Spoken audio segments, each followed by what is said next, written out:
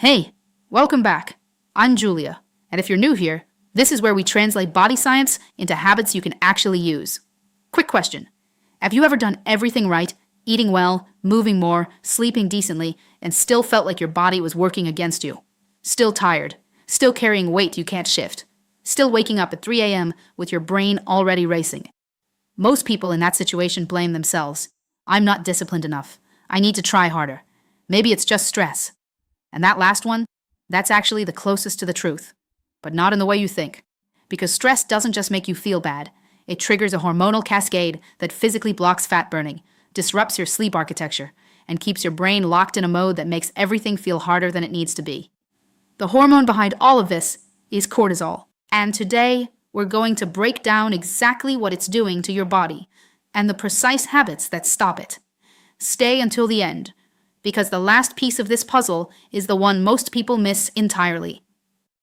Let me describe something and tell me if it sounds familiar. You wake up already tired, even after a full night's sleep. You crave sugar or salty food, especially in the afternoon. You carry weight around your middle that doesn't respond to diet or exercise.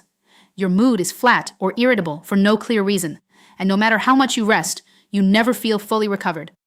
This isn't a personality type. This isn't aging. This is the physiological fingerprint of chronically elevated cortisol. And here's the part that will change how you see this. It's not your fault. Cortisol isn't a character flaw. It's a survival mechanism that's been hijacked by modern life. Constant notifications, poor sleep, ultra-processed food, artificial light after dark. Your nervous system is doing exactly what it was designed to do. It just doesn't know the threat is a work email. Here's something most people don't know about fat, and it's important. Not all fat behaves the same way. The fat on your thighs, largely inert. But visceral fat, the fat stored deep in the abdomen around your organs, is biologically different. It's densely packed with cortisol receptors. This means every time cortisol spikes, visceral fat amplifies that signal. It's like an antenna tuned specifically to stress hormones. And the more visceral fat accumulates, the louder that signal gets. But here's the part that makes this genuinely difficult. Visceral fat doesn't just respond to cortisol. It produces inflammatory signals that stimulate more cortisol production. It's a self-feeding loop. Stress creates fat. Fat creates more stress response, which creates more fat. This is why the advice, just eat less and move more, fails so many people dealing with stress-related weight gain. You're not fighting a calorie problem. You're fighting a hormonal loop. If you like this kind of content, subscribe to the channel for more. Now, let's talk about what's happening under the hood when cortisol stays elevated. First, fake energy. Under chronic stress, your body enters preservation mode. Instead of burning stored fat, it protects it. Your metabolism shifts from build and repair to survive and conserve. Second, sugar from nowhere. Here's something wild. Even if you're eating no carbohydrates at all, high cortisol signals your liver to manufacture new glucose from your own muscle tissue. This process is called gluconeogenesis. Your body is literally making sugar out of you. And third, the insulin lock.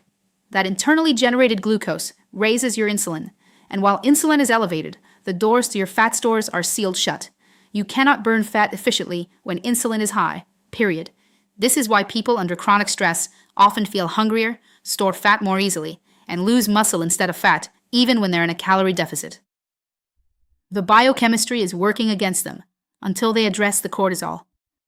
And it doesn't stop at fat storage. Cortisol has a direct war with one of your most important recovery hormones, melatonin.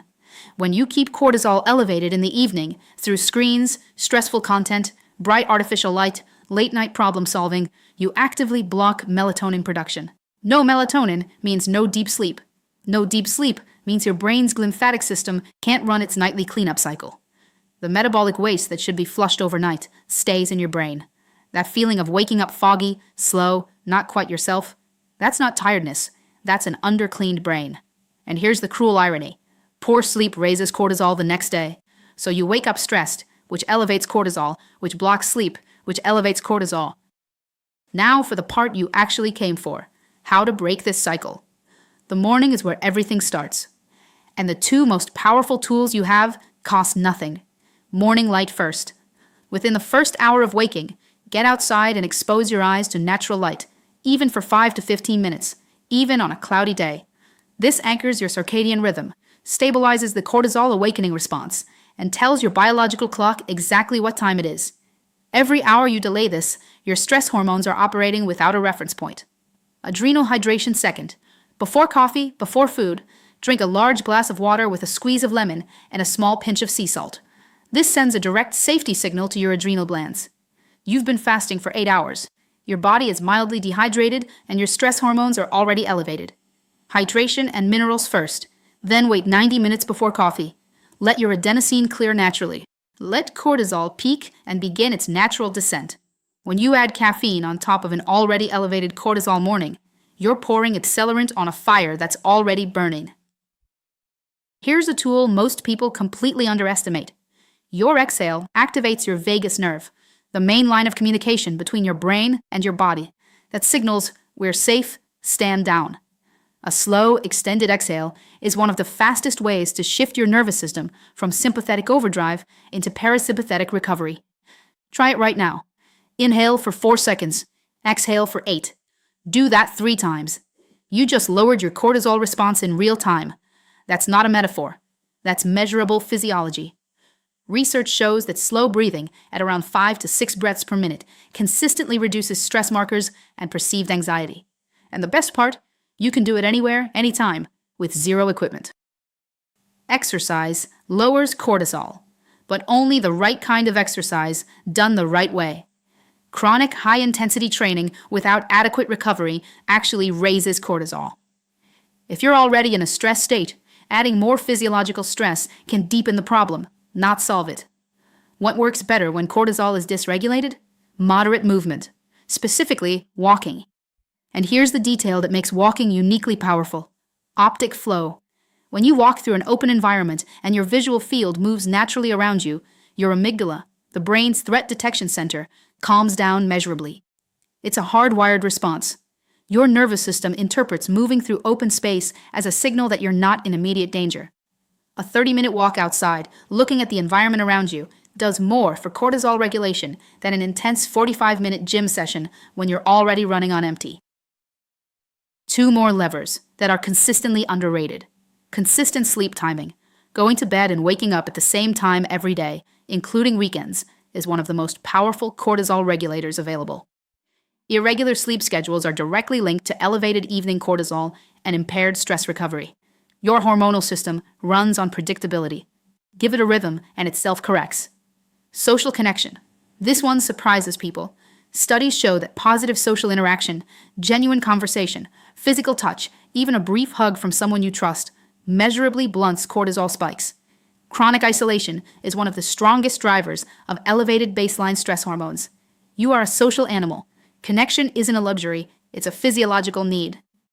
If you've addressed the lifestyle foundations and want additional support, certain natural compounds have solid research behind them. Ashwagandha is one of the most studied. It works by rebalancing the HPA axis, the communication pathway between your brain and adrenal glands, and has been shown in clinical studies to reduce cortisol by up to 30%. Best taken 60 to 90 minutes before sleep. Holy basil, Tulsi, is particularly useful for breaking the insulin-cortisol loop that drives emotional eating and afternoon cravings.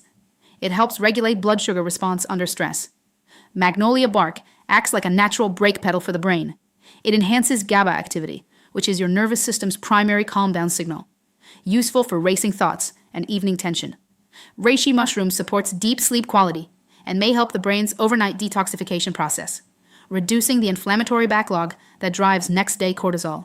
Valerian is best reserved for short-term use in cases of severe sleep disruption or nervous system burnout, not as an everyday supplement. A reminder, always check with your healthcare provider before adding any new supplement, especially if you're taking medications. Here's the best habits to reduce cortisol. Morning, natural light within the first hour. Water with lemon and sea salt before coffee. Wait 90 minutes before caffeine. Throughout the day, slow breathing with extended exhale when stress spikes. Moderate movements like walking with optic flow. Consistent meal timing to avoid blood sugar swings. Evening, no screens or stressful content after 8 p.m. Consistent sleep schedule. Consider natural support like ashwagandha or magnolia bark if needed. Always, prioritize social connection. Reduce chronic high-intensity training if you're already depleted. And remember, You are not broken. You are running a system that was never designed for this level of chronic stimulation. What you discovered today is that cortisol isn't your enemy. It's saved your life countless times. But when it's chronically elevated with nowhere to discharge, it quietly dismantles your energy, your body composition, your sleep, and your mental clarity. The good news? Every single habit in this video is free, accessible, and starts working faster than most people expect. If you want to go deeper about improving energy, focus, and recovery across your whole day, check the description below. You'll find resources and tools we personally use and recommend. And if you want to keep learning how to optimize your biology with simple, science-backed habits, subscribe to the channel. New content every week. Now I want to hear from you. What's your biggest cortisol trigger? Is it poor sleep, a stressful job, screens at night, or something else entirely? Tell me in the comments, and see you in the next video.